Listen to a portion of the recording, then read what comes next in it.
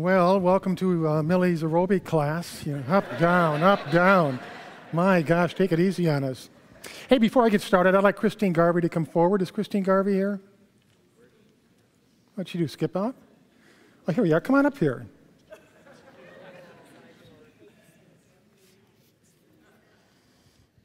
Is this like getting called to the principal's office in front of 1,000 people? It does feel like Yeah? Just calm down. This is Christine Garvey. She's our Director of Community Relations. She's the Director of Cornerstone. She's the Director of me. She's the Director of almost everything around here. But I got a letter this week that really impressed me, and it touched my heart, and I'd like to read it to you. This is from the minister in Bellevue, Washington. And he says, a few months ago, 2 women from our church were in Kansas City. When they walked into the temple, Christine Garvey happened to be there. Bless her heart. She gave them a wonderful tour of the whole temple. They were amazed by her graciousness. We seek to share our blessings with those who enrich us, and they sent us a check for $1,000. Isn't that great? Yay, Christine! Huh?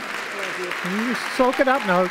You go soak it up. Soak it up. Open your arms up to them.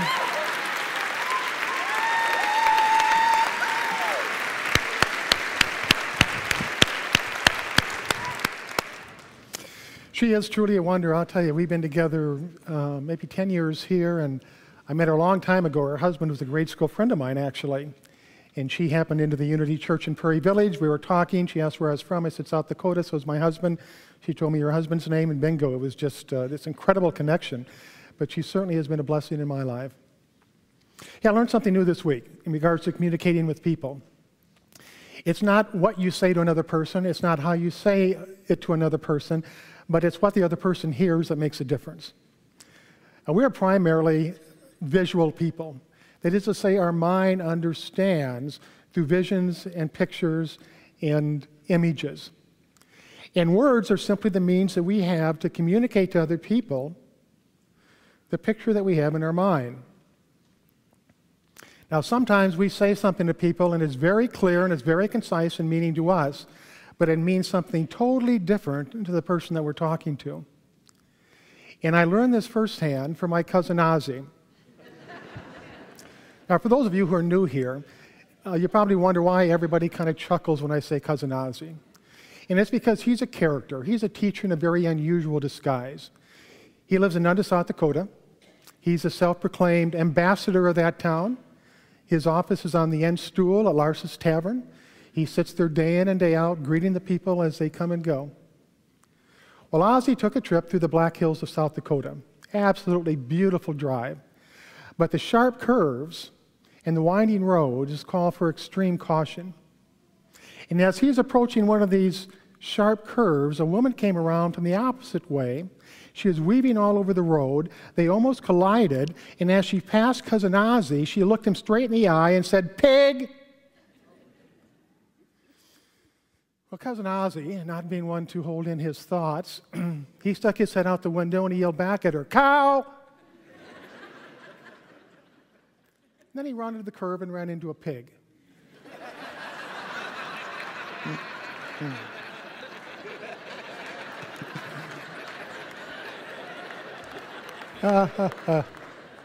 So the first point of the lesson today is, it's not what you say to another person, it's not how you say to the person, what the other person hears. And we can take that as a good lesson. The second point of the lesson is about you. What caused you to be? What allowed you to come into existence?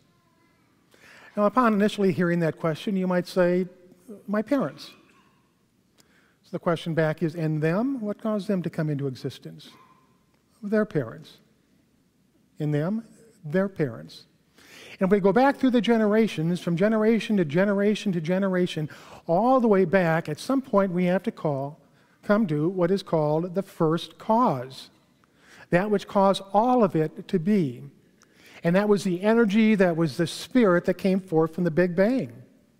That energy and spirit from the Big Bang is here right now with you. It has steadily evolved, it has progressed, it has transformed itself into higher physical expressions until here you are in this moment. Now that spirit within you has overcome tremendous obstacles. it has proven itself that to have the wisdom, the power, and the glory to be undefeated no matter what it faces.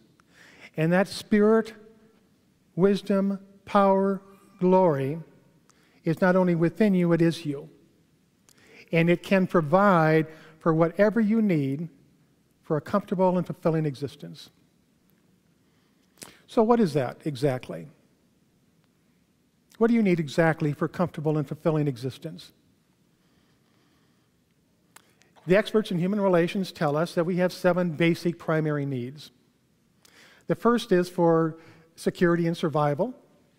None of us here feel good when our body, mind, or emotions are threatened. The second is for balance and stability. Our nervous systems aren't meant to be completely exposed to chaos and stress and disorder on an ongoing basis. The third thing we need are relationships. No matter what degree, whether it be high or be low, we need to relate to other people in a meaningful way. The fourth need is for self-esteem. It is very difficult, it is horrible, it is hell.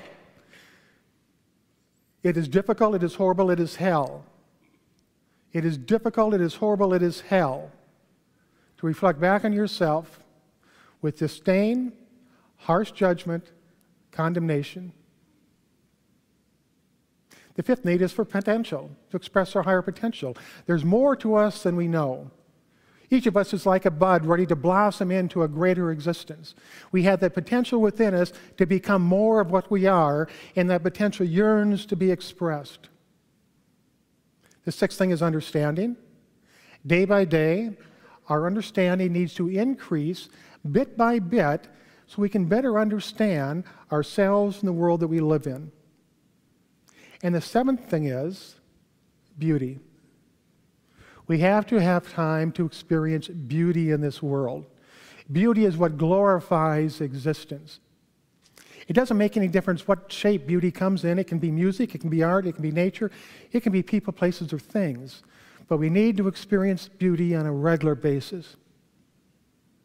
So I ask you, with those 7 points in mind, how is your life going? Do you feel safe and secure? Is there balance and stability with a certain amount of centeredness?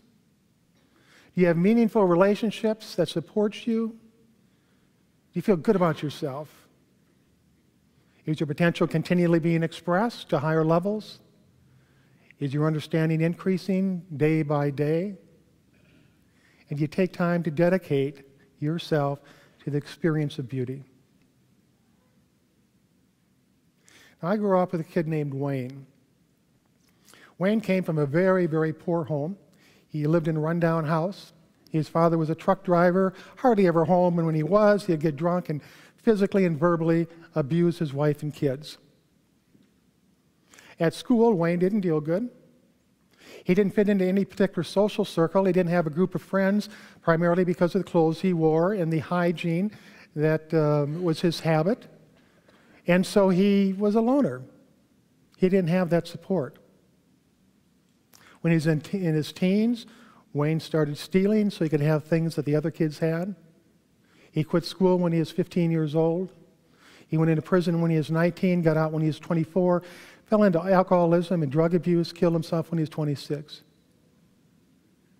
Now, I didn't think about it then, but now, this week, as I was putting together this talk, Wayne came to mind, and it was very apparent to me that he didn't have any of these 7 basic needs met. And when one need is missing, we feel there's something missing even though we don't know that. When more than one need is missing, life can become a very depressing situation. And when all the needs are missing, life shows no purpose.